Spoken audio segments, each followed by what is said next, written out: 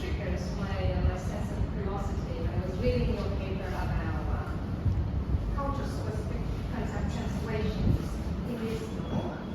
And because I'm so curious, so when I read the findings, especially the analysis of your results, I found something a bit confusing and inconsistent in the way you analyze the translation features. So now let's open page 30 and 33 for the two vivid illustrations of translation procedures identified here. As you also described in the slide,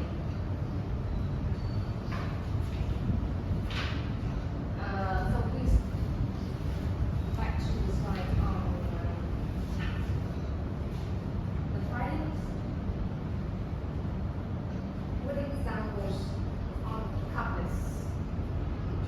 Yeah, this one. And here you provide an example of couplets combining transference and descriptive equivalent, the source text and the target text transferred into term, tila, ra. And this is a couplet as you identified. Okay?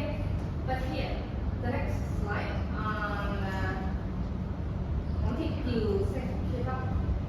Yeah. To the next one. Next. Yeah, this one. With the same pattern of language. And you identify it as descriptive equivalent. So in this case, can I call it couplet? Because we combine two procedures here. Yes.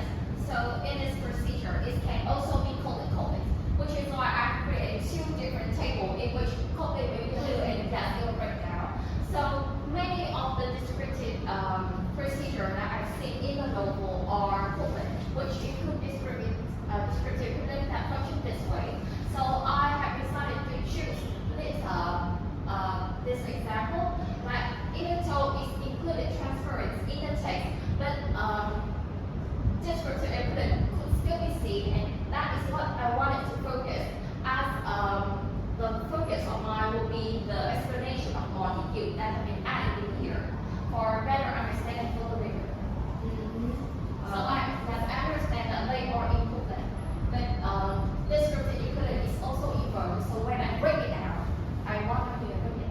Because it is only one single illustration, it's okay, totally fine. But because there are so many different examples that illustrate this point. So when you are analyzing the procedures, you discuss in a more detailed manner of the difference between the two type of objects. Okay, I think I just want to have some clarification on findings and the way you analyze the data. So first of all, how do you deal with overlapping types of procedures? Because if you look at cultural equivalent and modulation, and sometimes they overlap.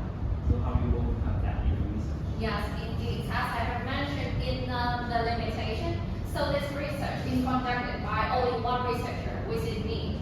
So sometimes the results can be come out kind of subjective and might be related to my understanding, my knowledge only. So I try my best to base the work on its context and the function of the procedure that we use to evaluate the result.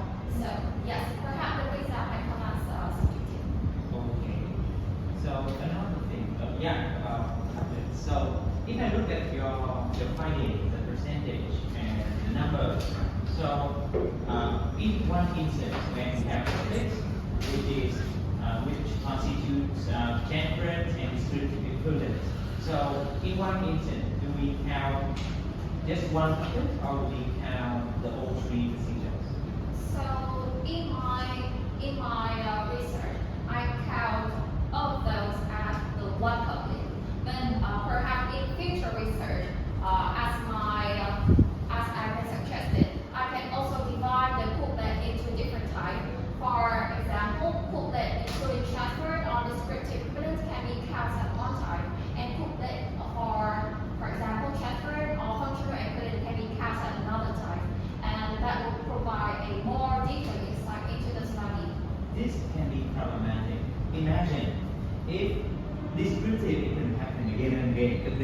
always in the couplet. And in the way of interpretation and analysis, it means there's no descriptive equivalent at all, and all of them are couplet. So you would come with the finding that no descriptive equivalent was employed. But actually, many incidents involve descriptive equivalence. You see that? Yes, Yeah. I see. So yes, that also my concern when identify and analyze the data, as most of the descriptive equivalents were indeed incomplete. So for the train, I will be more detailed in the final discussion that the descriptive equivalent are often embedded in the couplet, not as an individual procedure. Okay, so you need to add that in data analysis section as well. The way you analyze and interpret the data.